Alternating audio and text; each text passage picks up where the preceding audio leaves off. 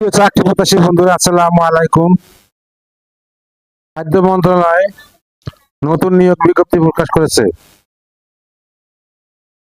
খাদ্য মন্ত্রণালয় নিম্নোক্ত রাজস্ব খাতভুক্ত শূন্য পদসমূহে অস্থায়ীভাবে সরাসরি নিয়োগের লক্ষ্যে পদের পাশে বর্ণিত শর্তে প্রকৃত বাংলাদেশের নাগরিকের নিকট হতে http://mo.food.teletalk.com.bd ওয়েবসাইটে আবেদনপত্র আবেদন করা যাচ্ছে।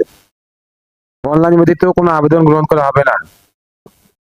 1 নম্বর পদ 60 মুদ্রা করে কম্পিউটার অপারেটর, পদের সংখ্যা 2টি, শিক্ষাগত যোগ্যতা স্নাতক ডিগ্রি।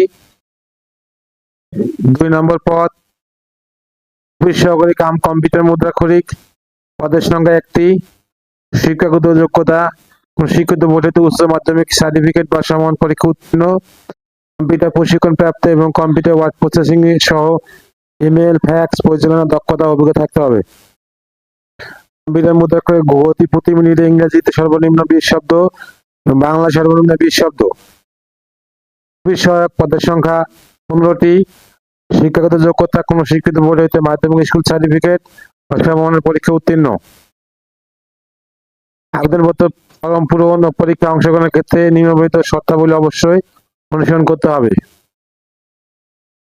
1 নম্বর, সকল পদের প্রার্থীর ক্ষেত্রে 1 জুন 2026 তারিখে প্রার্থীর বয়সসীমা 18 থেকে 32 হতে হবে। তবে ক্রমিক নং 1-2 এ উল্লেখিত পদের বিভাগে প্রার্থীর ক্ষেত্রে সর্বোচ্চ বয়সসীমা 40 বছর পর্যন্ত শিথিলযোগ্য।